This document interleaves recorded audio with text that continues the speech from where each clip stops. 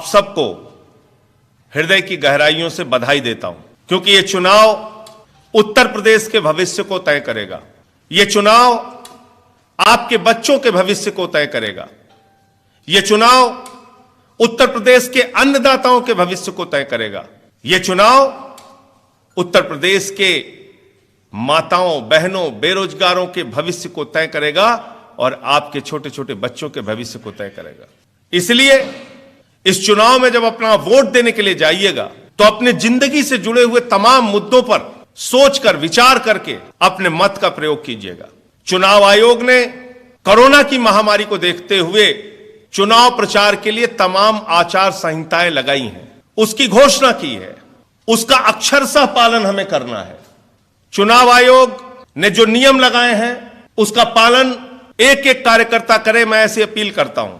आज इस वर्चुअल सभा के माध्यम से, जिसमें अरविंद केजरीवाल जी की गारंटी, उनके वादे, उनकी योजनाएं आप तक पहुंचाने का जो काम मुझे दिया गया है, मेरे कंधों पे जो सौंपा गया है, इसमें एक जिम्मेदारी मैं आप सबको यह भी देना चाहता हूं कि चुनाव आयोग ने जो आचार संहिता लागू की है, जो नियम बनाए हैं, उसका हम सब पालन करें, उसी के हिसाब से चुनाव प्रचार करें।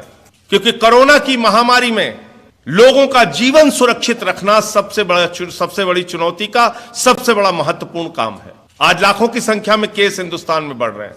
आज पूरे उत्तर प्रदेश के अंदर केसेस बढ़ रहे हैं, हजारों की संख्या में केसेस बढ़ रहे हैं। और ऐसे में हम सब की जिम्मेदारी है कि हम लोगों के जीवन की भी चिंता करें, उनके लिए किसी प्रकार का खतरा ना उत्पन्न होने पाए। आज आपके सामने तमाम मुद्दे हैं। बेरोजगारी का सवाल है, किसान का सवाल है, माताओं बहनों की सुरक्षा का सवाल है। आम आदमी पार्टी की राजनीति है, नई राजनीति है, बदलाव की राजनीति है, केजरीवाल जी की राजनीति है। और वो राजनीति क्या कहती है आपसे? लोग आज की तारीख में एक ही सवाल आपसे पूछते हैं, दिल्ली मॉडल क्या है? किस तरह से केजरीवाल जी ने परिवर्तन किया, क्या क्या काम वहां पर करके दिखाया? और इसकी चर्चा गांव गांव में है कि जो परिवर्तन दिल्ली में हुआ, वो परिवर्तन अगर उत्तर प्रदेश में कर दिया जाए तो उत्तर प्रदेश की तकदीर बदल जाएगी। उत्तर प्रदेश में एक ऐसी सरकार आज चल रही है जिस सरकार ने जनता को ठगने का काम किया, मूर्ख बनाने का काम किया, 5 साल में धोखा देने का काम किया, जो वादे किए वो पूरा नहीं किया। और दिल्ली के अंदर केजरीवाल जी की जो सरकार चल रही है, उसने वादे से ज्यादा काम करके दिखाया। देश की पहली सरकार है आम आदमी पार्टी की, अरविंद केजरीवाल जी की सरकार, जो वादे से ज्यादा काम करके दिखाती है। और 2020 के चुनाव में जब केजरीवाल जी गए तो उन्होंने कहा 5 साल में अगर काम किया है तो वोट देना, काम नहीं किया तो वोट मत देना। ऐसा साहस वही मुख्यमंत्री कर सकता है जिसने जनता के लिए वाकई काम किया हो। साथियों, हम राजनीति करने नहीं आए थे, हम राजनीति को बदलने आए थे और राजनीति को हमने बदला है। राजनीति, आम आदमी की जो राजनीति है, उसको मुद्दों पर हम लेके आए हैं। जब हम 2013 के चुनाव में गए, हमसे पूछा गया आपका क्या है, आपका क्या बेस है, क्या आधार है। 2015 में हमसे सवाल किया गया आप कहां हैं, आपका क्या बेस है, क्या आधार है। 2020 में भी हमको कड़ी चुनौती देने की कोशिश की गई, लेकिन हर चुनाव में जनता ने हमारा साथ दिया। जनता के दम पर आम आदमी पार्टी और अरविंद केजरीवाल आज राजनीति के सर्वोच्च शिखर की ओर बढ़ रहा है। लोगों ने आपको वोट बैंक बना दिया, राजनीतिक दलों ने आपको वोट बैंक बना दिया। कोई कहता है हिंदू हमारा वोट बैंक, कोई कहता है मुसलमान हमारा वोट बैंक, कोई कहता है यादव हमारा वोट बैंक, कोई कहता है ठाकुर हमारा वोट बैंक, कोई कहता है ब्राह्मण हमारा वोट बैंक, कोई कहता है निषाद हमारा वोट बैंक, कोई कहता है राजभर हमारा वोट बैंक, कोई कहता है दलित हमारा वोट बैंक, कोई कहता है फला जाति के लोग हमारे वोट बैंक। नहीं, ये जो राजनीतिक दलों ने 75 साल में आपको वोट बैंक बनाया है, उन्होंने आपके पैसे जो हजारों करोड़, लाखों करोड़ बैंकों में जमा थे, वो बैंक आपके खाली किए हैं, आपको वोट बैंक बना दिया और आपके बैंकों को खाली करने का काम किया। इसलिए बचिए इस वोट बैंक की राजनीति से। आप वोट बैंक नहीं हैं, आप इस लोकतंत्र के मालिक हैं। बाबा साहब डॉक्टर भीमराव अंबेडकर के संविधान ने आपको लोकतंत्र का मालिक बनाया। राजनीतिक दलों ने 75 साल में आपको वोट बैंक बना दिया। और अरविंद केजरीवाल और आम आदमी पार्टी आपसे कहना चाहती है, हम आपको वोट बैंक नहीं मानते, हम आपको इंसान मानते हैं, इस देश का नागरिक मानते हैं, लोकतंत्र का मालिक मानते हैं और मालिक के मुताबिक सरकारों को चलना चाहिए। मालिक को क्या चाहिए? शिक्षा चाहिए, स्वास्थ्य चाहिए, बिजली चाहिए, पानी चाहिए, सड़कें चाहिए, रोजगार चाहिए, उसकी जिंदगी में बदलाव चाहिए। क्या यह बदलाव हुआ 75 वर्षों में? अगर हम उत्तर प्रदेश की बात करें, आज सरकारी स्कूलों में नमक रोटी खाने के लिए दी जाती है बच्चों को, उनके लिए बैठने का इंतजाम नहीं है। टाट पट्टी पे बच्चे बैठने के लिए मजबूर होते हैं। इस ठंड के महीने में 1100 रुपए उनको स्वेटर के लिए, जूता के लिए, मोजे के लिए, बस्ते के लिए देने की बात कही गई और आधे से ज्यादा बच्चों के खाते में, उनके परिवार वालों के खाते में पैसा पहुंचा नहीं। ठिठुरती ठंड में बच्चों को बगैर स्वेटर के स्कूल जाना पड़ा, जूते नहीं थे उनके पैर में। यह व्यवस्था मिली है 75 वर्षों में हमको। इस उत्तर प्रदेश के अंदर अगर नौजवानों की हम बात करें तो आज नौजवान सड़क पर उतरता है, उसको नौकरी नहीं मिलती, लाठी मिलते हैं, मुकदमे मिलते हैं, एफआईआर मिलती है, रासुका मिलती है। अगर माताओं बहनों की बात करें तो छोटी छोटी बच्चियों के साथ बलात्कार की घटनाएं होती हैं। हम भूले नहीं है हाथरस का कांड, जहां एक गरीब की बेटी के साथ गैंगरेप हुआ। गैंगरेप करने वालों के साथ सरकार खड़ी हुई और रात को 2 बजे एक गरीब की बेटी को चिता पर ले जाकर जला दिया जाता है। यह हुआ उत्तर प्रदेश में माताओं बहनों के साथ। उत्तर प्रदेश में व्यापारी मनीष गुप्ता की पुलिस वाले पीट पीट के हत्या कर देते हैं। आगरा में अरुण वाल्मीकि सफाई कर्मचारी की पीट पीट के हत्या कर देते हैं। इंद्रकांत त्रिपाठी एक व्यापारी, वो अपील करता है, रोकर कहता है, आदित्यनाथ जी हमें बचा लीजिए, एसएसपी हमसे रंगदारी मांग रहा है, हमारी हत्या करा देगा। पाटीदार एसएसपी ने 1 हफ्ते बाद उस व्यापारी की हत्या करा दी। आज तक एसएसपी की गिरफ्तारी नहीं हुई। अब तक आपने सुना होगा माफिया फरार, चोर फरार, डकैत फरार, स्मगलर फरार। उत्तर प्रदेश में दरोगा फरार, एसपी फरार, पुलिस फरार, ये सब फरार हो रहे हैं। तो रक्षक ही आपकी हत्या करने लगे तो आप कहां जाएंगे बताइए आप? यह हालत हो गई उत्तर प्रदेश में आदित्यनाथ जी के राज में। किसानों की हम बात करें, आज किसान किस हालत में है? 1 साल तक उत्तर प्रदेश के किसानों को सड़क पर बैठना पड़ा, देश के किसानों को सड़क पर बैठना पड़ा। और जब आप सड़क पर थे, जब इस देश का अन्नदाता सड़क पर था, उस वक्त भारतीय जनता पार्टी के लोग, कोई उनको मवाली कहते थे, कोई खालिस्तानी कहते थे, कोई पाकिस्तानी कहते थे, कोई देशद्रोही कहते थे, कोई कहते थे इनको जूतों से मारना चाहिए, कोई कहते था इनको तो गोली मार देना चाहिए। जो लोग आपका पेट पालते हैं उनके लिए आप ऐसी भाषा का इस्तेमाल करते हैं? अरे कुत्ते भी जिसका दिया हुआ खाते हैं उसके प्रति वफादारी निभाते हैं। जिसका दिया हुआ हम सारे लोग खाते हैं, उस अन्नदाता का हमें सम्मान करना अगर नहीं आता तो हमारी हालत जानवरों से भी ज्यादा बदतर है, यह हमें समझना चाहिए। आप उन अन्नदाताओं को मवाली कह रहे हैं?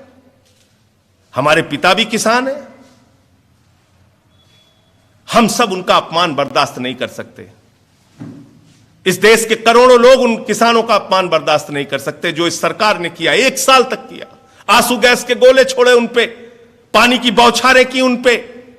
और किसान, याद रखना भारतीय जनता पार्टी के लोगों, किसान सड़क पर बैठकर अपने हक के लिए लड़ रहा था तो उसका बेटा सरहद पर शहीद होकर देश की रक्षा कर रहा था। यह है किसान का योगदान। एक बेटा जवान है, दूसरा किसान है।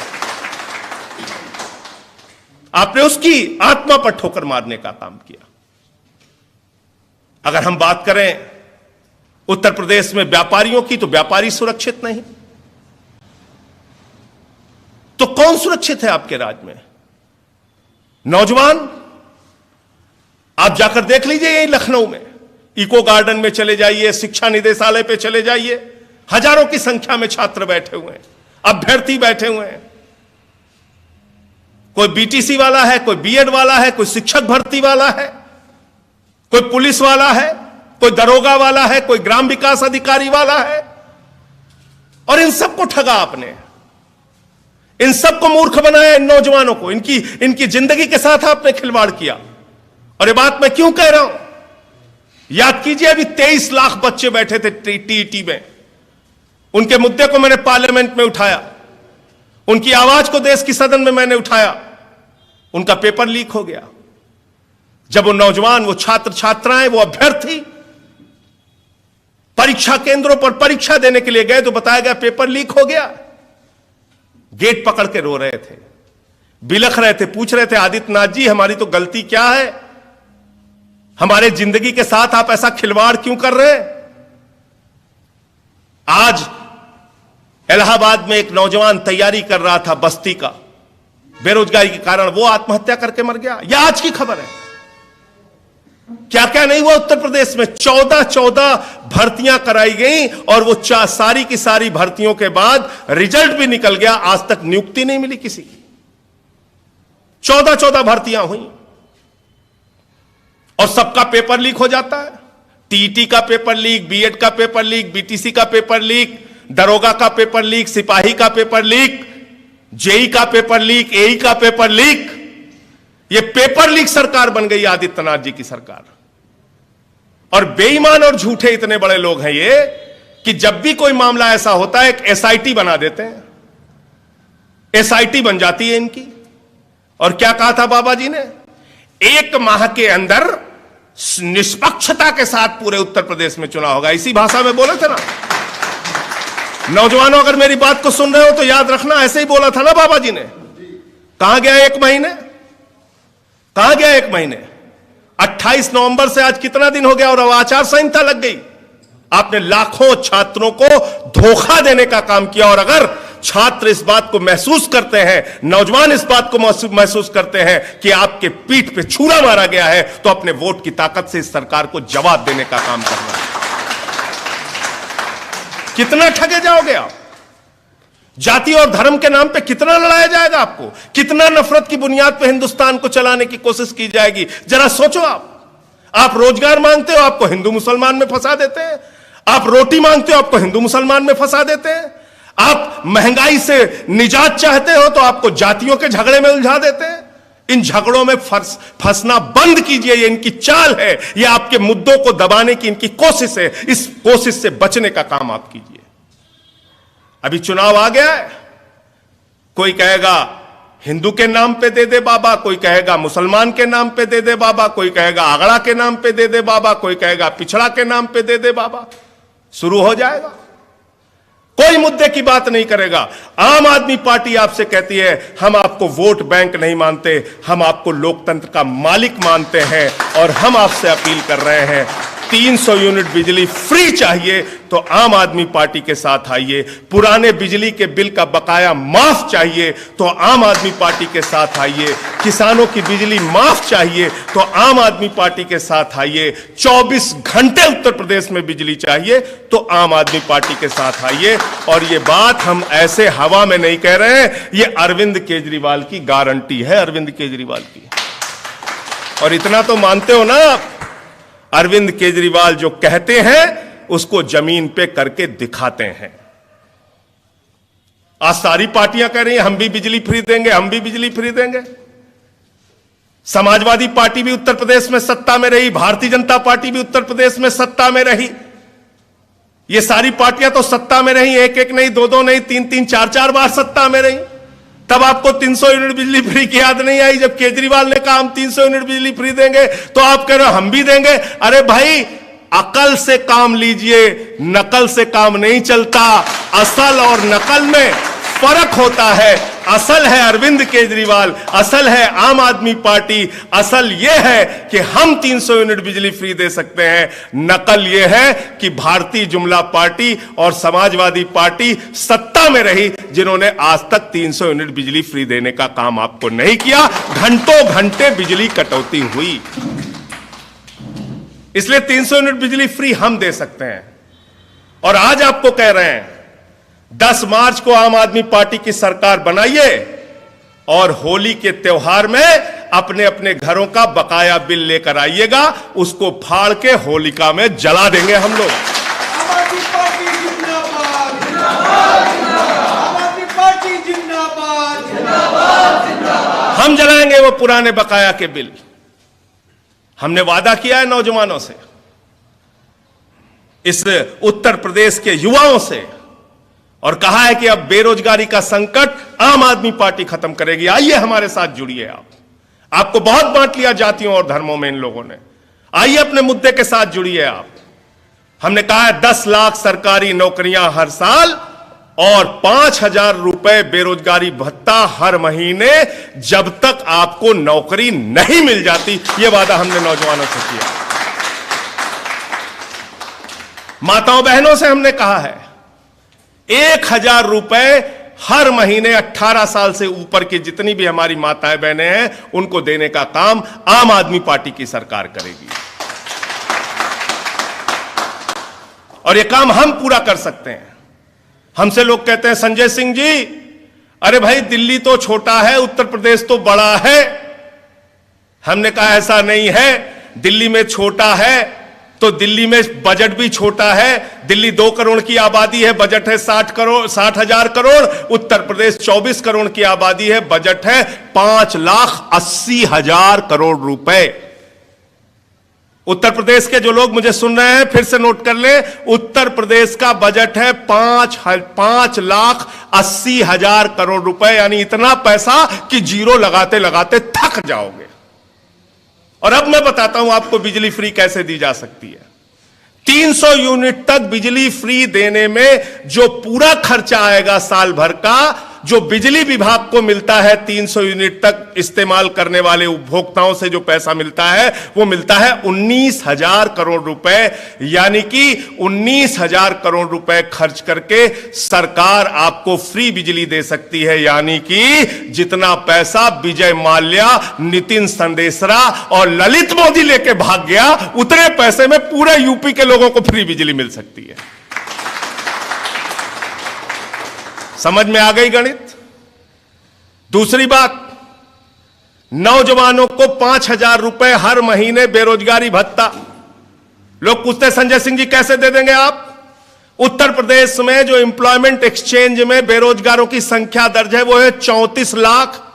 यानी प्रति माह अगर आप उनको 5,000 रुपए देंगे तो आपको पैसा खर्च करना पड़ेगा 1,700 करोड़ रुपए प्रति माह और 20,400 करोड़ रुपए साल का। यानी कि मेहुल चौकसी और नीरव मोदी जितना रुपया लूट के भाग गया, उतने पैसे में पूरे यूपी के नौजवानों को 5,000 रुपए बेरोजगारी भत्ता दिया जा सकता है। और यह आम आदमी पार्टी करके दिखाएगी।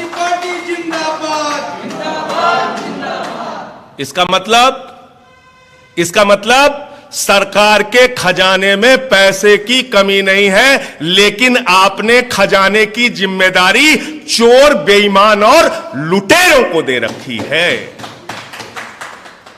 चोर, बेईमान और लुटेरों को हटा दोगे, ईमानदार लोगों को सत्ता में लाओगे तो आपका पैसा ईमानदारी से आपके लिए लगाएंगे। जैसे अरविंद केजरीवाल जी दिल्ली में सारा पैसा आपके लिए लगाते हैं और मुनाफे का बजट देते हैं। यह आपको पता है कि नहीं पता है? अरविंद केजरीवाल जो दिल्ली का बजट देते हैं वो मुनाफे का बजट देते हैं। शिक्षा फ्री करने के बाद, इलाज फ्री करने के बाद, माताओं बहनों की बस की यात्रा फ्री करने के बाद, 200 यूनिट बिजली फ्री, 400 यूनिट बिजली आधे दाम पर करने के बाद, ये सारी योजनाएं लागू करने के बाद अरविंद केजरीवाल जी मुनाफे का बजट दिल्ली में देते हैं। इसका मतलब ईमानदार सरकार चुनो, अरविंद केजरीवाल की सरकार चुनो, आम आदमी पार्टी की सरकार चुनो, तो आपको ईमानदारी से आपका पैसा आपके ऊपर खर्च किया जाएगा। और जब बेईमानों को चुनोगे तो वो आपको लूटने का काम करेंगे। वोट बैंक बनोगे तो बैंक खाली किए जाएंगे, आपका बैंक लूटा जाएगा। कितना लूटा गया मालूम आपको? मोदी जी कभी आए तो पूछ लेना। 10.5 लाख करोड़ रुपए इस देश के चंद पूंजीपतियों ने, उंगली पे गिन लोगे, चंद पूंजीपतियों ने 10.5 लाख करोड़ रुपए का कर्जा लेके भाग गए। 10.5 लाख करोड़। जीरो लगाते लगाते थक जाओगे। आप कहते हो हमें नौकरी दे दो, सरकार कहती पैसा नहीं। आप कहते हो हमारी सड़कें बना दो, सरकार कहती है हमारे पास पैसा नहीं। आप कहते हो हमारे गेहूं का दाम दे दो, धान का दाम दे दो, फसल का दाम दे दो, खाद दे दो, सरकार कहती है हमारे पास पैसा नहीं। माताएं बहनें कहती है भाई हमें तो कुछ सहयोग करो, कहते पैसा नहीं। ये पैसा गया कहां? ये पैसा गया बड़े बड़े पूंजीपतियों के घर में। आपका पैसा लूट के 10.5 लाख करोड़ रुपए इन चंद पूंजीपतियों को बांट दिया गया है। आपको हमको कंगाल बना दिया गया है। ये पैसे की लूट करने वाले लोगों को अगर आप सत्ता में बैठालते रहोगे तो इस देश में हमारा आपका भला होने वाला नहीं है, इन लोगों का भला जरूर होगा। इसलिए इस नई राजनीति को लाना है। आदित्यनाथ जी ने जो जो वादा आपसे किया था, क्या बोले थे? भ्रष्टाचार मिटाना है, गुंडा राज मिटाना है, एंटी रोमियो बनाना है। भ्रष्टाचार मिटा दिया इन्होंने। आपको पता चला कि नहीं पता चला? कोरोना की महामारी में 800 रुपए का ऑक्सीमीटर 5,000 में खरीदा गया। 1600 का थर्मोमीटर 13,000 में खरीदा गया। 12,000 का ऑक्सीजन सिलेंडर 55,000 में खरीदा गया। और आपके बच्चों के लिए इस्तेमाल होने वाला वेंटिलेटर, 8 लाख का वेंटिलेटर 22 लाख में खरीदा गया। जब कोरोना की महामारी में आपकी जान जा रही थी, आदित्यनाथ की सरकार घोटाले और भ्रष्टाचार कर रही थी। और जब ये घोटाला मैंने खोला, जब ये घोटाला मैंने सार्वजनिक किया, लोकायुक्त में शिकायत की, तो एसआईटी बना दी। बोले एसआईटी बना दी, 1 हफ्ते में सारी जांच आ जाएगी, सब पे कार्रवाई हो जाएगी। वो एसआईटी कूड़ेदान में चली गई। आज तक उसका कुछ पता नहीं चला। भ्रष्टाचार हमने खोला। जल जीवन मिशन का भ्रष्टाचार, हजारों करोड़ रुपए का भ्रष्टाचार, घर घर पानी पहुंचाने की योजना में भ्रष्टाचार, यानी कि योजना का एस्टीमेट बना ही नहीं, टेंडर पहले हो गया। कई राज्यों में ब्लैक लिस्टेड कंपनी को उत्तर प्रदेश में आदित्यनाथ जी की सरकार ने ठेका दिया। यह भ्रष्टाचार भी हमने खोला, यह भ्रष्टाचार भी हमने सार्वजनिक किया। और वो भ्रष्टाचार भी, उसकी भी शिकायत लोकायुक्त से की। इनके शिक्षा मंत्री सतीश द्विवेदी का भ्रष्टाचार हमने खोला। अपने भाई को वो इकोनॉमिकली वीकर सेक्शन ईडब्ल्यूएस का सर्टिफिकेट बना के घूमता था, उसके खिलाफ भी हमने कार्रवाई की मांग की। और इतना ही नहीं, इतना ही नहीं, इस सरकार के भ्रष्टाचार को आप जानेंगे तो हैरान हो जाएंगे। अरे इस सरकार ने तो भगवान को भी नहीं छोड़ा। प्रभु श्री राम के मंदिर की जमीन खरीद के नाम पे 5 मिनट के अंदर 2 करोड़ की जमीन 18.5 करोड़ में भाजपाइयों ने और ट्रस्ट ने मिलकर खरीदी। जो लोग राम के नाम पे दलाली खाते हैं, जो लोग राम के नाम पे चंदा चोरी करते हैं, जो लोग भगवान के नहीं हुए, अरे जो राम के नहीं हुए वो आम के कभी नहीं हो सकते, याद रखना। ये चंदा चोरों की पार्टी है, इनसे सावधान हो जाओ। ये चंदा चोरी करने वाले लोग हैं। उसकी भी शिकायत मैंने की। और जब मैं इनके भ्रष्टाचार खोल रहा था, जब मैंने बताया कि किस तरीके से प्रभु श्री राम की मंदिर के जमीन खरीद में इन्होंने घोटाला किया, कार्रवाई घोटालेबाजों पर होनी थी, कार्रवाई भ्रष्टाचारियों पर होनी थी, लेकिन कार्रवाई उन पर नहीं हुई, कार्रवाई मुझ पर बाबा जी ने किया। 21 मुकदमे एफआईआर लगा दिए मेरे ऊपर, राष्ट्रद्रोह का मुकदमा लगा दिया, मेरे पार्टी का दफ्तर बंद करवा दिया, मेरे घर पे पुलिस वालों को भेज दिया, 150 पुलिस वालों को रास्ते में खड़ा करके सीतापुर में मुझे गिरफ्तार करवाया गया। कहने लगे संजय सिंह भाग रहा है, मैं इनकी विधानसभा में पहुंच गया। मैंने कहा आ गया बाबा जी, गिरफ्तार करो, पकड़ो पकड़ो, गिरफ्तार करके जेल में डालो, सूली पे चढ़ा दो, जो कार्रवाई करना हो करो। लेकिन ये आम आदमी पार्टी की फौज है, ये आम आदमी पार्टी के सिपाही हैं। हम लड़ेंगे और जीतेंगे और जनता के मुद्दों को उठाते रहेंगे। आप करो मुकदमे जितना करना है। हमारे कार्यकर्ताओं पे भी लाठियां चली, हमारी महिला साथियों पे भी लाठियां चली, उनको भी जेल में डाला गया। डालो आप जेल में, कोई चिंता की बात नहीं है।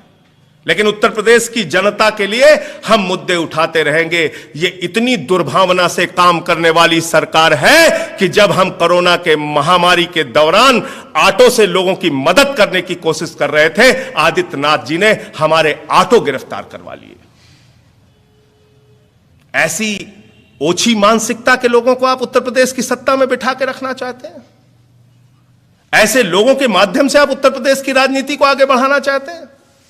ये लोग जिन्होंने आपको ठगने का काम किया, ये लोग जिनके राज में गुंडाराज चरम पर पहुंचा, भ्रष्टाचार चरम पर पहुंचा, इनके माध्यम से उत्तर प्रदेश में आप बदलाव करेंगे? और आपको भी सोचना पड़ेगा, विचार करना पड़ेगा, क्योंकि आपके ऊपर भी, हमारे ऊपर भी, सब पर सवाल खड़ा होता है जब ऐसे लोग राजनीति के शिखर पर पहुंचते हैं। तो हम क्या कर रहे थे? हमारी क्या भूमिका थी? एक वोट देने की भूमिका, एक नेता चुनने की भूमिका, एक स्वच्छ राजनीति चुनने की भूमिका, अरविंद केजरीवाल जैसे नेता को चुनने की भूमिका, एक आम आदमी पार्टी के नेता को चुनने की भूमिका। यह भूमिका आपकी है, क्योंकि आप लोकतंत्र के मालिक हैं। आप जिसको चाहते हैं वो अर्श पर पहुंचता है, आप जिसको चाहते हैं वो फर्श पर पहुंचता है। गलती से आपने इन भ्रष्टाचारियों को सत्ता में पहुंचा दिया, जिन्होंने हजारों लाखों करोड़ का घोटाला किया। मैंने एक बार प्रेस कॉन्फ्रेंस में बोल दिया, अली बाबा और 40 चोर, बाबा जी बुरा मान गए, एक मुकदमा और लगा दिया मेरे ऊपर। अरे भाई, चोरी करोगे, भ्रष्टाचार करोगे, क्या कहूंगा आपको? क्या कहूंगा आपको? सारी सरकार अगर भ्रष्टाचार कर रही है, कार्रवाई कुछ नहीं कर रही, मुकदमे हम पे कर रही उल्टा, तो बुरा मान गए। कहते अली बाबा 40 चोर बोला संजय सिंह ने।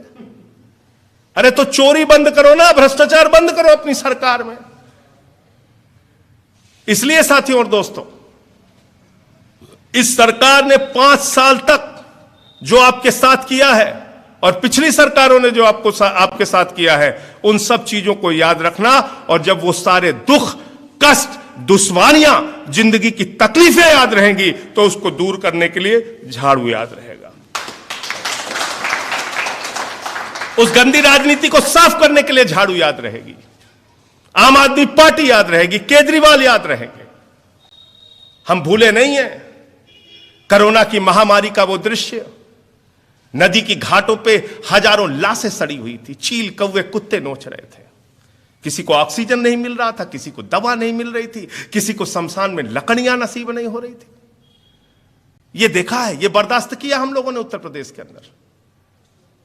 और इतनी तकलीफें, इतनी परेशानियां देने के बाद बयान क्या आता है? ऑक्सीजन की कमी से एक भी मौत उत्तर प्रदेश में नहीं हुई। वो हमारी बहन जो आगरा के अंदर अपने पति को जब उसका पति मर रहा था, अपने मुंह से ऑक्सीजन देने की कोशिश कर रही थी, आदित्यनाथ जी, वो क्या था? क्या था वो? और आपकी मानसिकता, आपकी विचारधारा क्या है? आप सोचते कैसे हो, काम कैसे करते हो? आपको याद होगा 17 का चुनाव, अरविंद केजरीवाल जी चुनाव में जाते हैं, कहते हैं स्कूल बनाना है कि नहीं बनाना है, अस्पताल कैसे बनाना है, बच्चों को शिक्षा फ्री कैसे देनी है, आपका इलाज कैसे कराना है, कैसे मोहल्ला क्लिनिक बनाना है। भाजपाई जब चुनाव में जाते थे तो मोदी जी हो, योगी जी हो, इनके कार्यकर्ता हो, गांव गांव में जाते थे, शहरों में जाते थे, कस्बों में जाते थे, वार्डों में जाते थे, कहते थे शमशान बनाना है कि नहीं बनाना है, कब्रिस्तान बनाना है कि नहीं बनाना है। हमको शमशान और कब्रिस्तान बनाने वाली पार्टियां नहीं चाहिए, हमको स्कूल और अस्पताल बनाने वाली, अपने बच्चों का भविष्य सुधारने वाली पार्टी चाहिए। शमशान, कब्रिस्तान, इन्हीं मुद्दों पे राजनीति, हिंदू मुसलमान, इन्हीं मुद्दों पे राजनीति। इंसान का इंसान से हो भाईचारा, यही पैगाम हमारा, यह आम आदमी पार्टी कह रही है। हिंदू, मुस्लिम, सिख, ईसाई आपस में सब भाई भाई, यह आम आदमी पार्टी कह रही है। और आम आदमी पार्टी यह कह रही है, इस बात को ऐलान कर रही है कि यह देश किसी मोदी और योगी के फरमान से नहीं चलेगा, यह देश चलेगा तो बाबा साहब डॉक्टर भीमराव अंबेडकर के संविधान से चलेगा।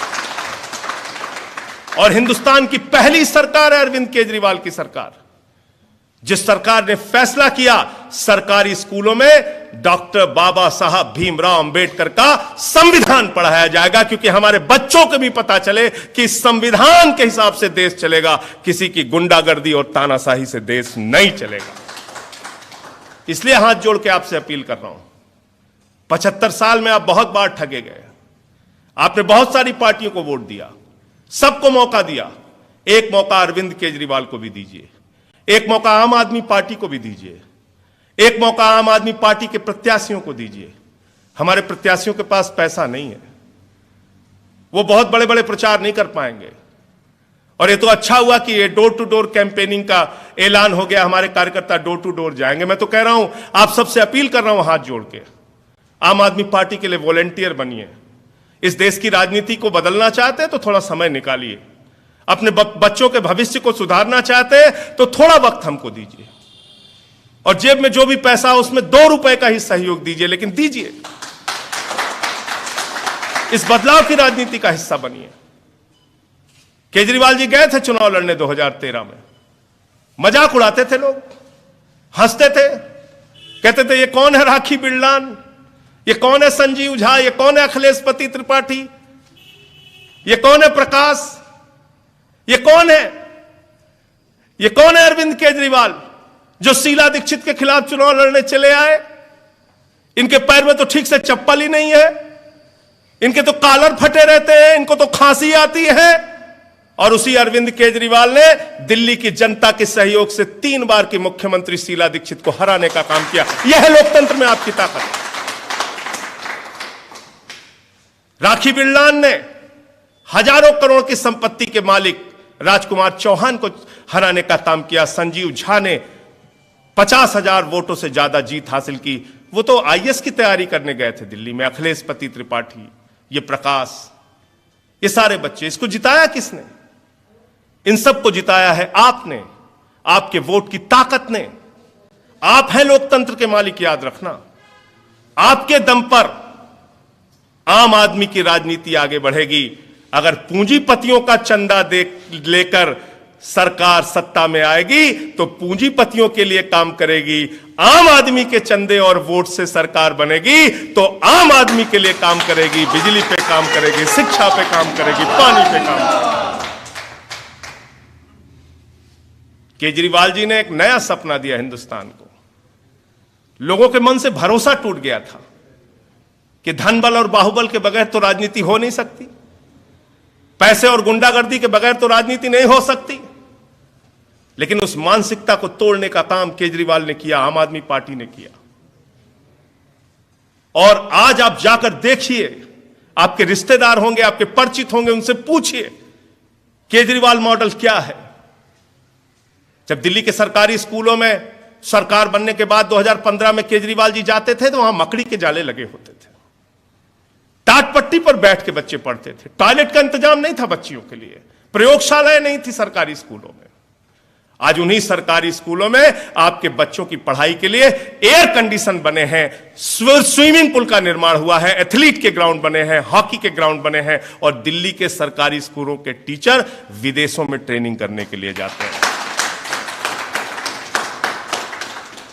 आज इंटर का रिजल्ट 5 वर्षों से लगातार दिल्ली में इंटर का रिजल्ट सरकारी स्कूल का प्राइवेट स्कूल से बेहतर आ रहा है। 99.7% बच्चा सरकारी स्कूलों में इंटर के अंदर पास हुआ। यह कीर्तिमान स्थापित करने का काम केजरीवाल सरकार ने किया। इंटर पास करने के बाद अगर किसी बच्चे का दाखिला मेडिकल में हो जाता था, इंजीनियरिंग में हो जाता था, तो मां को गहना बेचना पड़ता था, पिता को खेत गिरवी रखना पड़ता था। लेकिन उस काम को भी 2 मिनट में हल करके दिखाया केजरीवाल जी ने। कहा 10 लाख रुपए का एजुकेशन लोन बगैर ब्याज के बच्चों की पढ़ाई के लिए दिया जाएगा। यह काम हमने दिल्ली में किया।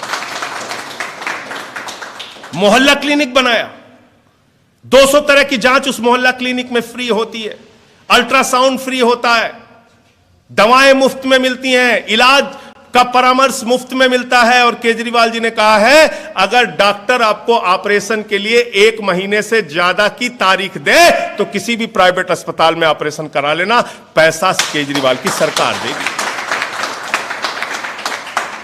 हमने फरिश्ते योजना लागू की। लोगों ने पूछा फरिश्ते योजना क्या है? केजरीवाल जी ने कहा किसी को रास्ते में पीड़ित देखकर भागना नहीं, अगर उसका एक्सीडेंट हुआ हो तो उसको उठाना, अस्पताल पहुंचाने का भी 2000 रुपए हम देंगे, और उसके इलाज में अगर 50 लाख भी खर्च होता है तो वो केजरीवाल सरकार देगी। ये है हमारी फरिश्ते योजना। दिल्ली में 200 यूनिट बिजली फ्री, 400 यूनिट बिजली आधे दाम पर। दिल्ली के अंदर माताओं बहनों के लिए बस की यात्रा फ्री, 20,000 लीटर पानी मुफ्त। यह सारा काम करके दिखाया। बुजुर्गों की पेंशन 2 गुना, विधवाओं की पेंशन 2 गुना, दिव्यांगों की पेंशन 2 गुना। यह काम हमने करके दिखाया दिल्ली के अंदर। दिल्ली में केजरीवाल सरकार ने अनुकरणीय काम करके दिखाया, और इसीलिए ट्रंप की पत्नी हिंदुस्तान आती है तो वो कहती है हमें केजरीवाल का स्कूल देखना है।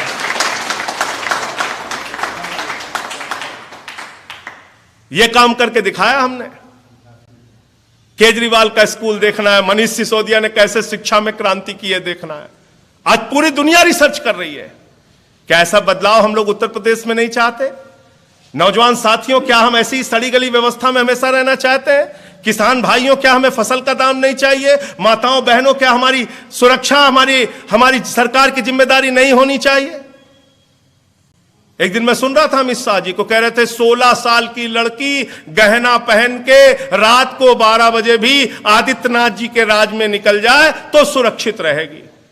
मैंने कहा अमित शाह जी, हमारी लड़कियों को सलाह देना आप बंद कर दो, हमारी बेटियों को सलाह देना बंद कर दो। आप खुद ही गहना पहन के रात में 12 बजे अकेले निकल जाओ। उत्तर प्रदेश में क्या होगा आपके साथ, आप देखिए। ये लोग आपको उपदेश दे रहे हैं। कौन से लोग? जिनके बगल में टेनी मिश्रा खड़ा होता है। टेनी मिश्रा कौन? अजय मिश्रा कौन? जिसकी गाड़ी से 4 किसान और 1 पत्रकार कुचल के मार दिया गया। एसटीएफ की रिपोर्ट में आ गया कि गहरी साजिश थी। बेटा जेल में है, मुख्य आरोपी बताया गया वो। बावजूद इसके आज भी वो अजय मिश्रा गृह राज्य मंत्री बनाया देश का गृह राज्य मंत्री है। ऐसे अपराध रोकेंगे लोग? ऐसे अपराध मुक्त उत्तर प्रदेश बनाएंगे लोग? और जब बाबा जी पूरी तरह फेल हो गए तो मोदी जी अब आए हैं भाषण देने के लिए। और मोदी जी के बारे में तो मैं कहता ही हूं बार बार कि अगर झूठ बोलने की अंतर्राष्ट्रीय प्रतियोगिता करा ली जाए तो नंबर 1 पे नरेंद्र मोदी आएंगे, नंबर 2 पे नहीं आएंगे। नंबर 1 पर आएंगे। क्या बोले थे आपसे? 15 लाख हर एक खाते में हो जाएगा। पता चला जो घर में पैसा था वो भी खाली करा लिया। माताएं बहनें जो अपने पति से बचा के पैसा संदूक में रखी हुई थी कि कभी घर बनवाना होगा तो काम आएगा, बेटी की शादी होगी तो काम होगा, किसी को बीमार हो जाएगा तो मदद कर पाएंगे, मोदी जी ने कहा माताओं और बहनों तुम्हारी संदूक में ही काला धन है, 1500 की नोट निकाल के जमा कर दो। यह काम किया इन्होंने। क्या बोले थे? 2 करोड़ नौजवानों को रोजगार देंगे। आज क्यों 120 दिन से हमारी बहन शशि पाल क्यों बैठी हुई है? आइए मोदी जी यहीं लखनऊ में देखिए, जाके पानी की टंकी पर बैठी हुई है। 120 दिन हो गया। क्यों बैठी हुई है? क्यों हमारे बेरोजगार नौजवान रोज लाठियां खा रहे हैं? क्यों उनको मां बहन की गालियां सुननी पड़ रही हैं? इसलिए कि उनको भर्ती नहीं मिली, इसलिए कि उनको धोखा मिला है। बड़ी बड़ी बातें करके उत्तर प्रदेश की जनता को अब गुमराह मत कीजिए। आपकी असलियत लोगों के सामने आ चुकी है। महंगाई से निजात देने की बात आप लोगों ने कही। महंगाई आज आसमान पे है। पेट्रोल का दाम बढ़ गया, डीजल का दाम बढ़ गया, दोनों शतक मार चुके हैं, शतक से ज्यादा भी जा चुके हैं। हर चीज का दाम बढ़ गया। और आप कहो महंगाई है तो कहते हैं चले जाओ बांग्लादेश, चले जाओ पाकिस्तान, चले जाओ नेपाल। अलग ढंग से अपमानित करते हैं। तो इसलिए आपको अपने मुद्दों के बारे में सोचना पड़ेगा। आपसे हाथ जोड़कर अपील है, एक बार कम से कम अपने मुद्दों के नाम पर एक सरकार बनाइए।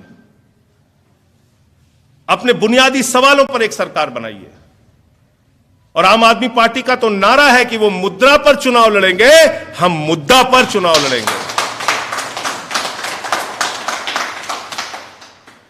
इसलिए वोट बैंक बनना बंद कीजिए, आपका हमारा भला कभी नहीं होगा।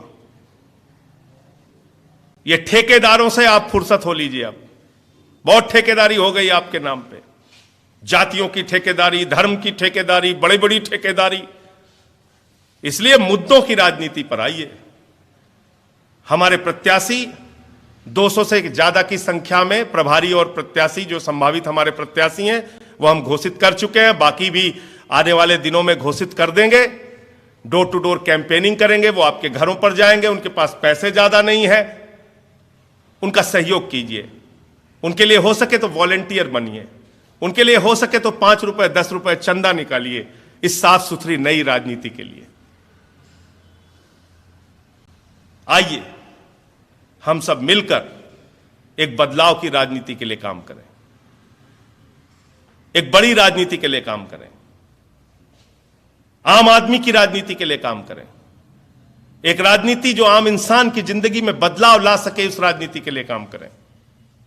और अरविंद केजरीवाल जी ने जो गारंटी आपको दी है वो अक्षरशः पूरी करेंगे। हम जुमले बोलने वाले लोग नहीं हैं, हम वादे को पूरा करने वाले, निभाने वाले लोग हैं। और भारतीय जनता पार्टी जैसी मनहूस पार्टी जो शमशान बनाने की बात करती हो, जिसने कोरोना की महामारी में सबको शमशान में पहुंचाने का काम किया, इस पार्टी से निजात पाइए। आम आदमी की सरकार बनाइए, अपनी सरकार बनाइए। आम आदमी पार्टी को उत्तर प्रदेश की सत्ता में जिस दिन ला लेंगे, ये सारे के सारे बेईमान अपने अपने घरों में छिप जाएंगे, चूहे के बिल में छिप जाएंगे, चूहे के बिल में चले जाएंगे। इसलिए आप सबसे निवेदन है, विनती है एक बार फिर से, कि जो आपसे कहा जाता है कि राजनीति बहुत गंदी है, राजनीति बहुत गंदी है, राजनीति को साफ कौन करेगा? आप साफ करेंगे, हम साफ करेंगे। और सफाई के लिए सबसे ज्यादा क्या जरूरी है? झाड़ू। क्या जरूरी है? झाड़ू। ये झाड़ू लेकर इस गंदी राजनीति को साफ कीजिए। और अंत में एक कहानी सुना के मैं अपनी बात को खत्म करूंगा, और वो कहानी ध्यान से सुनिए और वो कहानी सबको पहुंचाइए। ये हमारे लोकतंत्र की कहीं ना कहीं सच्चाई बनती जा रही है। कहीं ना कहीं भारतीय जनता पार्टी और दूसरे राजनीतिक दलों की जो उल्लू बनाओ योजना है, उसका हम शिकार होते जा रहे हैं। इसलिए इस कहानी को गंभीरता से सुनिएगा, उसके बाद मैं अपनी बात को खत्म करूंगा। एक बार हरिद्वार के इलाके से एक हंस और हंसनी भटकते भटकते भटकते भटकते रेगिस्तान के इलाके में चले गए। रेगिस्तान का इलाका था, गर्मी का महीना था, दोनों परेशान हो गए, भटकने लगे। भटकते भटकते भटकते जब परेशान हो गई हंसनी, तो उसने हंस से कहा, अरे हंस, ये किस इलाके में लेके चला आया? ना यहां पेड़ है, ना पौधे हैं, ना झील है, ना झरने हैं, ना हरियाली है, ना खुशहाली है। हंस ने कहा, प्रिय, हम लोग रास्ता भटक गए हैं, किसी तरह से शाम हो जाने दे, रात बीत जाने दे, जैसे सुबह होगी हम लोग वापस हरिद्वार चले जाएंगे। शाम हुई, उस रेगिस्तान में एक पेड़ दिखा उन हंस और हंसनी को। हंस और हंसनी उस पेड़ के नीचे चले गए। उस पेड़ के ऊपर एक उल्लू बैठा हुआ था। रात हुई तो फिर से हंसनी ने कहा, यह कैसा बर्बाद इलाका है, यह कैसा वीरान इलाका है, यह कैसा रेगिस्तान का इलाका है, यहां ना पेड़ है, ना पौधे हैं, ना झील है, ना झरने हैं, ना खुशहाली है, ना हरियाली है। हंस ने फिर हंसनी से कहा, प्रिय, किसी तरह से तो रात बीत जाने दे, जैसे ही सुबह होगी हम तुम वापस हरिद्वार चले जाएंगे। रात बीती, सुबह हुई, हंस अपनी हंसनी को लेके हरिद्वार की तरफ चलने लगा। ऊपर बैठा हुआ उल्लू पेड़ पर, वो नीचे आ गया। उसने हंसनी का हाथ पकड़ा, बोला, मेरे पत्नी को लेकर कहां जा रहे हो हंस?